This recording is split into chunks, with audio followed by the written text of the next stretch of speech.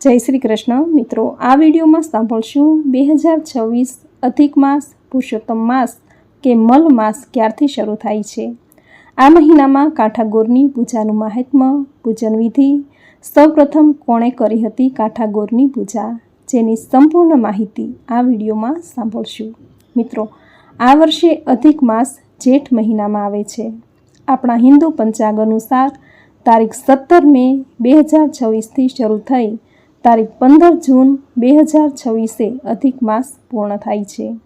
આ વર્ષે 2026માં 2 જેઠ માસ છે, જેમાં પહેલો અધિક માસ છે। આ મહિનામાં ભગવાન પુરુષોત્તમ રાયની કાંઠાગોરની પૂજા કરાશે અને બીજો નીચ જેઠ માસ હશે। આમ આ વર્ષે 2 જેઠ મહિનામાં પહેલો મહિનો તે પુરુષોત્તમ માસ તરીકે અધિક માસ તરીકે ઉજવાશે। તો મિત્રો, આ હતું અધિક માસ ક્યારથી શરૂ થાય છે, ક્યારે પૂર્ણ થાય છે।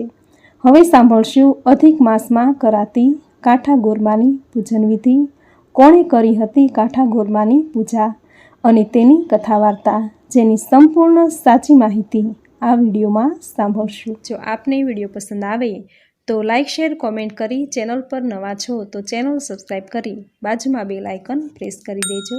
ધન્યવાદ મિત્રો। અધિક માસ એટલે સુખ, સમૃદ્ધિ અને પુણ્યમાં વૃદ્ધિ કરનારો મહિનો। આ મહિનામાં ભગવાન વિષ્ણુ અને ભગવાન શ્રી કૃષ્ણની આરાધના કરાય છે। ગ્રંથોમાં કહ્યું છે કે પુરુષોત્તમ માસમાં જે કંઈ પણ કાર્ય કરો, જેવા કે દાન, પુણ્ય, ભક્તિ, આરાધના, પૂજન કે પછી કોઈ પણ વસ્તુની ખરીદી કરો, તે બધું જ ભગવાન વિષ્ણુને સમર્પિત કરો, જેનાથી તમારા વૈભવમાં વૃદ્ધિ થશે, ઘરમાં સુખ સમૃદ્ધિ વધશે। ભગવાન પુરુષોત્તમે કહ્યું છે કે જે મનુષ્ય વિધિ અનુસાર આદરથી પુરુષોત્તમ માસનું સેવન કરે છે, પૂજા, વ્રત, ઉપાસના કરે છે, તે પોતાના કુળનો ઉદ્ધાર કરી અવશ્ય મને જ પ્રાપ્ત કરે છે। એ મનુષ્ય મારી પાસે આવ્યા પછી જન્મ મરણના ભયથી વ્યાપેલ અને આધિ વ્યાધિ ઘડપણથી ઘેરાયેલા સંસારને ફરી કદી પામતો નથી। જે ભાગ્યશાળી સ્ત્રીઓ પુત્ર, સુખ અને સૌભાગ્ય માટે પુરુષોત્તમ માસમાં સ્નાન, દાન અને પૂજન કરશે, તેઓને હું પોતે સૌભાગ્ય, સંપત્તિ, સુખ તથા પુત્ર આપનાર થઈશ। આ રીતે અધિક માસ એટલે ભગવાન પુરુષોત્તમની ભક્તિ આરાધનાનો મહિનો। સાથે આ અધિક માસમાં કાંઠાગોરની પણ પૂજા કરાય છે। અધિક માસમાં નદી કિનારે, પવિત્ર જળાશયમાં કે ગંગા કિનારે કાઠિયાવાડની બહેનો પૂરી શ્રદ્ધાથી કાંઠાગોરની પૂજા કરે છે। આ પૂજામાં કાંઠાગોરની સ્થાપના કરાય છે, ગોરમાની મૂર્તિ બનાવાય છે। એ માટે પવિત્ર નદી કે જળાશયથી માટી લાવી તે માટીના ગોરમા બનાવે છે। પાટલા કે બાજટ ઉપર રેતીની 5 ઢગલીઓ કરી તેની પૂજા કરે છે। 5 ઢગલીમાં 4 દિશામાં 4 સ્વરૂપે ભગવાન બિરાજે છે। વચ્ચે યુગલ સ્વરૂપે શ્રી રાધા પુરુષોત્તમ ભગવાન બિરાજે છે, જેમાં પૂર્વ દિશામાં ભગવાન શ્રી કૃષ્ણ, દક્ષિણ દિશામાં ભગવાન અનિરુદ્ધ, પશ્ચિમ દિશામાં ભગવાન શ્રી પ્રદ્યુમન અને ઉત્તર દિશા તરફ ભગવાન શ્રી બાલભદ્ર બિરાજે છે। તેની વચ્ચે યુગલ સ્વરૂપે શ્રી રાધા પુરુષોત્તમ બિરાજે છે। આ રીતે 5 ઢગલી કરી ભગવાનના 5 સ્વરૂપની પૂરી શ્રદ્ધાથી બહેનો તેની પૂજા કરે છે। પૂજામાં અબીલ, ગુલાલ, કંકુ, કેસર, ચંદન, પુષ્પ, પંચામૃત, ધૂપ, દીપ કરી આરતી ઉતારે છે। ભગવાનને પ્રાર્થના, સ્તુતિ કરે છે। ભગવાનની સ્તુતિમાં એક લોકગીત છે, જે બધી બહેનો પૂજા પૂર્ણ થયા બાદ એકબીજાની આંગળી પકડી આ ગીત ગાય છે કે આંબુડું, જાંબુડું, કેરીને કોઠીંબડું, રાયના મોદર ઓળખ્યા, ડાળે ડાળે દામોદર, પાળે બેઠા પરસોત્તમ, સુખડા લવ શ્રી રામને, અને ભગવાનને દુખણા લે છે। આ રીતે પૂરી શ્રદ્ધાથી કાંઠાગોરમાની પૂજા કરે છે। આ પૂજા, આ વ્રત ભગવાન શ્રી કૃષ્ણના વિરહમાં ગોપીઓએ કર્યું હતું, જ્યારે અક્રૂરજી ભગવાન શ્રી કૃષ્ણને તેડીને મથુરા લઈ ગયા। ભગવાન શ્રી કૃષ્ણનો વિરહ ગોપીઓથી સહન ન થયો, એ માટે ભગવાન શ્રી કૃષ્ણને મેળવવા ગોપીઓએ યમુના સ્નાન કરી આ વ્રત કર્યું હતું। આ પરંપરા આજે પણ ગુજરાતની કાઠિયાવાડની બહેનોએ જાળવી રાખી છે। ગોરમાની મૂર્તિ બનાવે છે, કાંઠાગોરમાની સ્થાપના કરે છે અને આખો અધિક માસ તેઓ ગોપી સ્વરૂપ ધારણ કરી લે છે, ભગવાન શ્રી કૃષ્ણની આરાધના કરે છે। ભગવાન શ્રી કૃષ્ણને પ્રાપ્ત કરવા માટે આખો મહિનો એકટાણા કરે છે, પવિત્ર નદી કે જળાશયમાં સ્નાન કરે છે, દાન પુણ્ય કરે છે અને ભગવાન પુરુષોત્તમની કૃપાને પ્રાપ્ત કરે છે.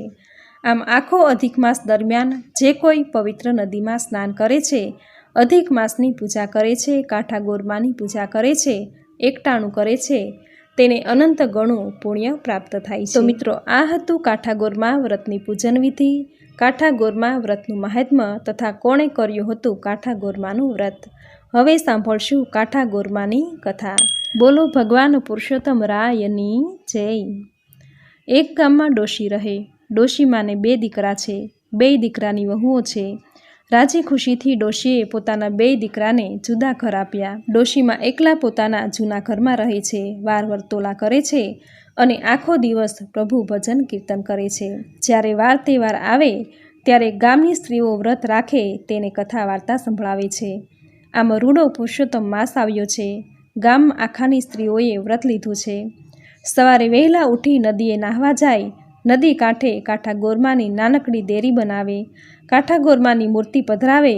પછી અબીલ ગુલાલ છાંટી ચોખા ચઢાવી ધૂપ દીપ કરે. શ્રીફળને સોપારી મૂકે, દૂધની લોટી મૂકે, ખભે ચૂંદડી નાખી કાંઠા ગોરમાનું શ્રદ્ધા અને વિશ્વાસથી ભક્તિભાવપૂર્વક પૂજન અર્ચન કરી માતાની સ્તુતિ કરે, ક્ષમા યાચના કરે કે હે માં, તમે તો પરમ કૃપાળુ છો. તમારી સ્તુતિ પૂજનમાં અમારાથી જાણીએ અજાણીએ કોઈ ભૂલ થઈ હોય તો અમને ક્ષમા કરજો. આમ કહી પ્રણામ કરી નાનકડી દેરી ઉપર હથેળી રાખી માના ઓવાળના લેતા ગીત ગાય છે કે આંબુડું જાંબુડું કેરીને કોઠીંબડું, મેં દામોદર નોતર્યા લાડવા લાપસી સુવાળી સેવ, તમે જમોને મારા દેવ. કારેલાની કઢી કરી કટકો પાપડ કટકો વળી, દ્વારિકાના માર્ગે ચઢી લ્યો બ્રાહ્મણ લેતા જાઓ, અમને આશીર્વાદ દેતા જાઓ, લાલાની તો મહેર છે, તમ જમવાનું આપણે ઘેર છે. આમ કાંઠા ગોરમાને કાલાવાલા કરી બધી વહુવારોઓ ગીત ગાતા ઘેર આવે છે. ડોશીની નાની વહુ પણ ઘેર આવે છે. નાની વહુને વિચાર આવે છે, લાવને ભાભીને પણ પુરુષોત્તમ માસ નાવાનું કહું, તેમનું પણ કલ્યાણ થાય. આવો ભાવ લઈ બીજે દિવસે દેરાણી જેઠાણીને ઘેર આવી કહે છે કે ભાભી ઓ ભાભી, હાલો કાંઠા ગોરમાની પૂજા કરવા, નદીએ નાહવા, નાશું ધોશું, કાંઠા ગોરમાની પૂજા કરીશું, ગીત ગાશું અને ઘેર આવશું, કથા અને વાર્તા સાંભળશું. જેઠાણી તો ગુમાનનું પૂતળું હતી એટલે દેરાણીને વડકું ભરતા બોલી કે મારે કંઈ નદીએ નાવું નથી, તારી હારે આવું નથી. આ તો નવરી સવરીના કામ, રાંડી મૂડીના કામ, ગાંડી ઘેલીના કામ. ના ભાઈ ના, તું નવરી છે, આમ ઘેલા કાઢે ને ભૂખે મરે, હું કાંઈ નવરી નથી. મારે તો ભાઈ ઘણા કામ છે. રજવાડેથી રાજ આવે, નિશાળેથી દીકરો આવે, વળી પિયરથી વહુ આવે ને સાસરેથી દીકરી આવે, અને બાઈ મારે તો પાછા ઘેર ઘમ્મર વલોણાને પાળના ઝૂલે, મારે કપાળે ટીકો ને કેડે ડીકો, વળી વછેરા વાડે ને પછી તે પાડા, ફળફળથી ખીચડીને સુવાવડે દીકરી, મારે તે વળી કેવા દુઃખ, ચારે કોર સાહેબીને સુખ. જા બાઈ જા, તું તારે ઉપવાસ કર અને ભૂખે મર, મારે નથી ગીત ગાવા અને કોરા ભાણા ખાવા. આમ અભિમાનથી છકેલી જેઠાણીએ ભોળી દેરાણીને મેણા મારી અને દુભાવી ધૂતકારી કાઢી મૂકી. જેઠાણીના આવા કટુ વેણ સાંભળી મનમાં દુભાતી કોચવાતી નાની વહુ પોતાની ઘરડી સાસુમાને લઈ નદીએ નાહવા ગઈ. મનમાં વિચારે છે કે ભગવાન સૌને સદબુદ્ધિ આપે. આમ થોડા દિવસો વીતે છે ને જેઠાણી ઉપર કાંઠા ગોરમાનો કોપ ઉતર્યો. સાહેબીને સુખ ગયું. રજવાડેથી રાજ ન આવ્યો, નિશાળેથી દીકરો ન આવ્યો, પિયરથી વહુ ન આવી, સાસરેથી દીકરી ન આવી, વળી પાછું વાડે ગઈ તો વછેરા નહીં, પછી ગઈ તો પાડા નહીં, ઘમર વલોણાઈ બંધ ને પાળના ઝૂલતા બંધ.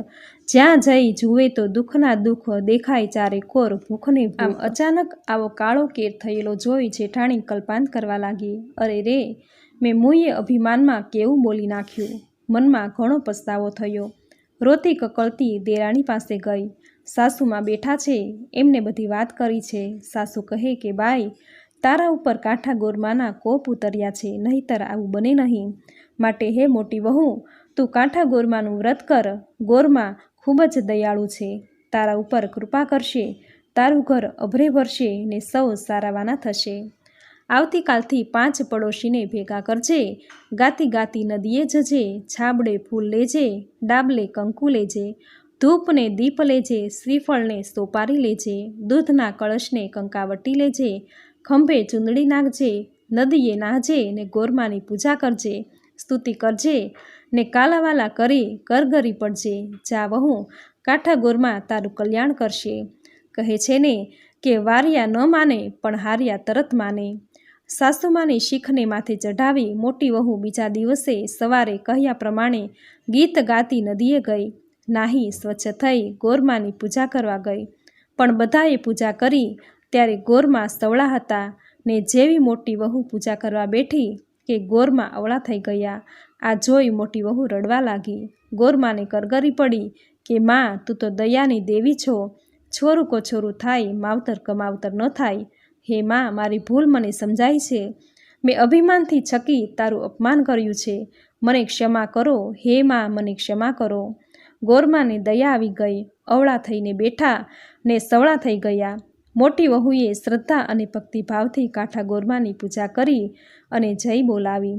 બોલો કાંઠા ગોરમાની જય. પછી તો મોટી વહુ ગીત ગાતી ગાતી ઘેર આવીને જુએ છે તો પોતાના પર ગોરમાની કૃપા થઈ છે. રજવાડેથી રાજ આવ્યા, નિશાળેથી દીકરો આવ્યો, પિયરથી વહુ આવી, સાસરેથી દીકરી આવી. આ જોઈ મોટી વહુ હરખ ઘેલી થઈ ગઈ.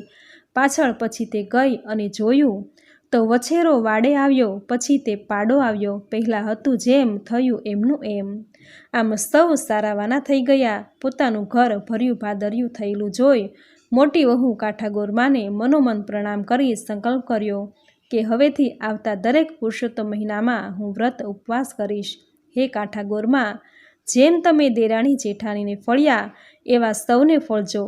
તમારી વાર્તા કહેનારને, વાંચનારને, સાંભળનારને સૌને ફળજો. સૌની મનોકામના પૂર્ણ કરજો. જય કાંઠા ગોરમા, સૌનું ભલું કરજો. જય કાંઠા ગોરમા. તો મિત્રો, આ હતું કાંઠા ગોરમાની પૂજા વિધિ. કોણે કર્યું હતું કાંઠા ગોરમાનું વ્રત અને કાંઠા ગોરમાની સુંદર કથા વાર્તા તમે પૂરી શ્રદ્ધાથી સાંભળી. જે સાંભળવી તમને જરૂર ગમી હશે. ભગવાન પૂર્ણ પુરુષોત્તમ રાય તમારા પર જરૂર પ્રસન્ન થશે. તમારી મનોકામના જરૂર પૂર્ણ કરશે. મિત્રો, આજથી અધિક માસ એટલે કે પુરુષોત્તમ માસ શરૂ થાય છે. આ મહિનામાં વ્રત, જપ, તપ, ઉપવાસ અને પ્રભુ ભક્તિ કરવાથી સમૃદ્ધિ અને પુણ્યમાં વૃદ્ધિ થાય છે. આથી દરેકે આખો અધિક માસ જો એકટાણું ન થઈ શકે, પૂજા પાઠ ન થઈ શકે તો અધિક માસની કથા વાર્તા અધ્યાય જરૂર સાંભળવા. જે સાંભળવા માત્રથી જ અધિક માસ કર્યા જેટલું જ પુણ્યફળ પ્રાપ્ત થશે. તો મિત્રો, આ વિડીયોમાં કાંઠા ગોરમાની વાર્તા તમે પૂરી શ્રદ્ધાથી સાંભળી. જે સાંભળવી તમને જરૂર ગમી હશે તો વિડીયોને લાઈક કરી કોમેન્ટમાં જય કાંઠા ગોરમા, જય શ્રી હરિવિષ્ણુ, જય પુરુષોત્તમ રાય જરૂર લખજો. ચેનલ પર નવા છો તો ચેનલ સબસ્ક્રાઈબ કરી બાજુમાં બેલ આઇકન પ્રેસ કરી દેજો, જેથી આપણા આવનાર દરેક નવા વિડીયોની નોટિફિકેશન તમને મળતી રહે. તો ફરી મળશું અધિક માસની નવી વાર્તા અને નવા અધ્યાય સાથે. ત્યાં સુધી આપ સૌને મારા જય શ્રી કૃષ્ણ.